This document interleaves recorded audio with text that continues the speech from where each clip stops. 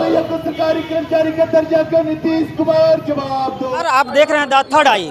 कल ही 7 फरवरी को जो है प्रगति यात्रा को लेकर नीतीश कुमार पहुंच रहे हैं जम्मू, लेकिन आज 6 तारीख को जम्मू में जो है प्रतिरोध यात्रा निकाला गया है। आप हमारे पीछे में देख सकते हैं हजारों की संख्या में महिला यहाँ पे जो है बीड़ी मजदूर रसोइया यहाँ पर पहुँचे हैं अपने मांगों को लेकर। कई सारे मांग हैं, लेकिन भाजपा माले के जिला अध्यक्ष बाबू साहेब हमारे साथ में है बात करने के लिए।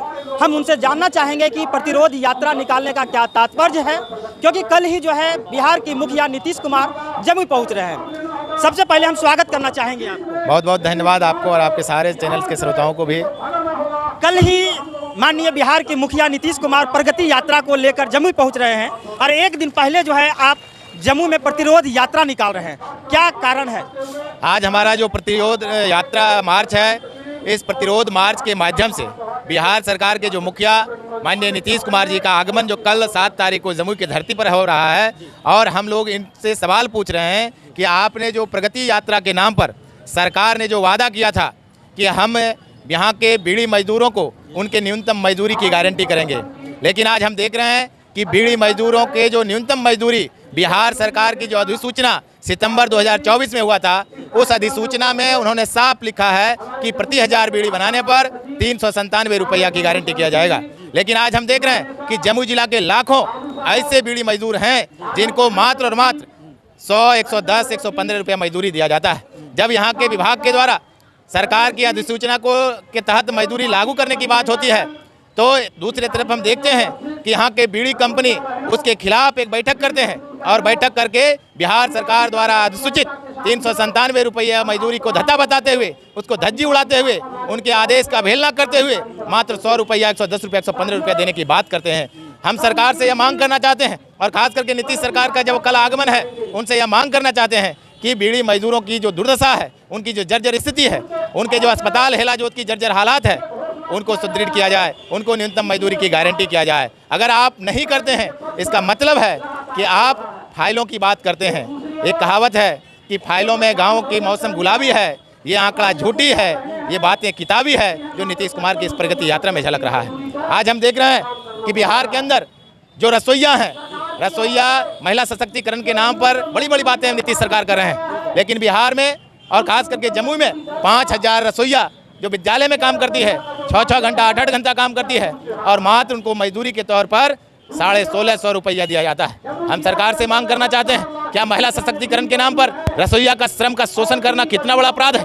क्यों आप इस तरह का शोषण करा रहे हैं? हम ये मांग करने के लिए आए हैं कि रसोइया को न्यूनतम 21,000 रुपया की गारंटी किया जाए और उनको सरकारी कर्मचारी का दर्जा दिया जाए, और लॉकडाउन कोरोना में जो उन्होंने काम किया था उनकी मजदूरी उन्हें दिया जाए। इस सवाल को लेकर के भी आज ये कार्यक्रम है और सरकार से मांग करने के लिए आए हैं। साथ ही साथ ये जो 5-5 डिसमिल जमीन है, नीतीश सरकार ने घोषणा किया था विधानसभा के अंदर कि जो गरीब भूमिहीन है, जिसको आज़ाद हिंदुस्तान में रहने के लिए ज़मीन नहीं है, वैसे गरीब भूमिहीनों को 5-5 डिसमिल जमीन की गारंटी करेंगे। लेकिन आज जम्मू जिला में हजारों फॉर्म अंचल कार्यालय से लेकर जिला कार्यालय में जमा है, लेकिन आज उन गरीबों को पर जमीन का पर्चा नहीं दिया गया।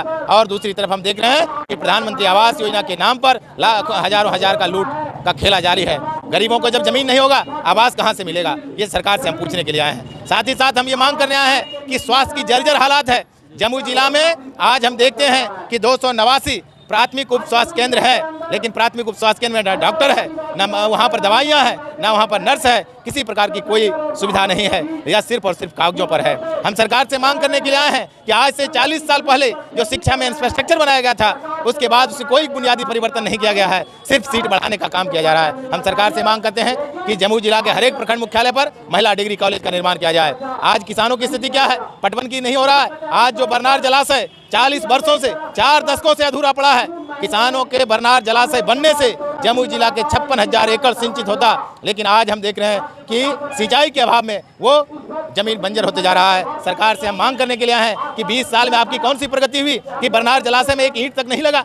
आज वहाँ पर कोई काम नहीं हुआ और वह अधूरा पड़ा हुआ है। हम सरकार से मांग करने आए हैं, वनाधिकार कानून जो आज 2008 में लागू हुआ था, लेकिन उस वनाधिकार कानून के तहत गरीबों को, आदिवासियों को, गैर आदिवासियों को जो जंगल का जमीन का पट्टा मिलना चाहिए, वो भी आज तक नहीं मिला। और मात्र 1 लाख की आबादी में जम्मू जिला मात्र 17 लोगों को वनाधिकार के तहत पट्टा दिया गया। ये कितनी धीमी गति से कार्य किया जा रहा है, और जबकि हजारों फॉर्म यहाँ के अंचल कार्यालय से लेकर के जिला कार्यालय में जमा है।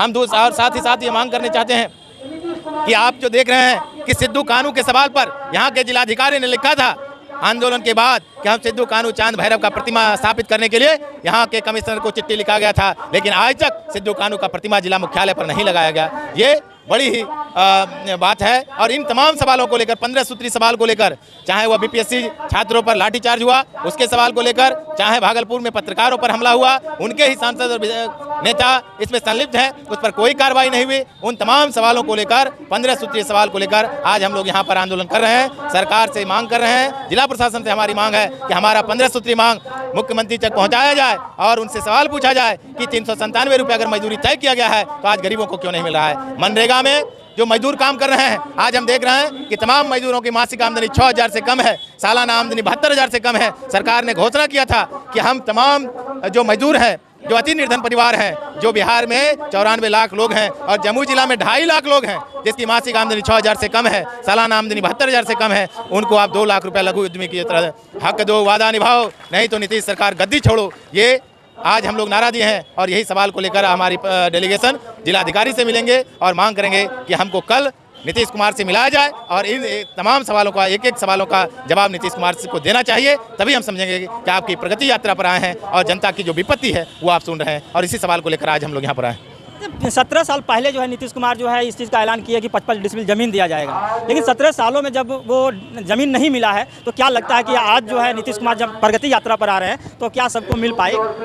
नीतीश सरकार 20 सालों में बिहार की जनता के साथ सिर्फ वादा खिलाफी किया है, सिर्फ उन्होंने फाइलों में अपना नाम सुशोभित किया है। इसलिए हमने कहा कि फाइलों में गाँवों का मौसम गुलाबी है, ये आंकड़ा झूठी है, ये आंकड़ा गलत है, और ये सवाल को लेकर के हम लोग यहाँ पर आए हैं। तो ये सवाल हम पूछने के लिए आए हैं कि आपने अगर दिए हैं तो आप उस बात को आप बताएं कि हमने कितने गरीब भूमिहीनों को जमीन दिए हैं, जबकि आज भी हजारों भूमिहीन ऐसे हैं जो 5-5 डिसमिल जमीन के लिए लगातार सड़कों पर आंदोलन करते हुए आपने देखा होगा कि जिनको रहने के लिए जमीन नहीं है, जिसको घर नहीं है, उसको जो जमीन सरकारी जमीन में बसे हैं उसे उजाड़ने के लिए हम देख रहे हैं कि बुलडोजर का प्रयोग किया जा रहा है। ये सबसे बड़ी बात है कि सरकार तो वादा कर रहे हैं, सरकार तो घोषणा कर दी कि हम 397 रुपये दे रहे हैं, लेकिन एक भी बीड़ी मजदूर से पूछिए कि जो सरकार द्वारा निर्धारित न्यूनतम मजदूरी 397 रुपये की गारंटी किया गया है, क्या मजदूरों को मजदूरी मिल रहा है? नहीं मिल रहा है।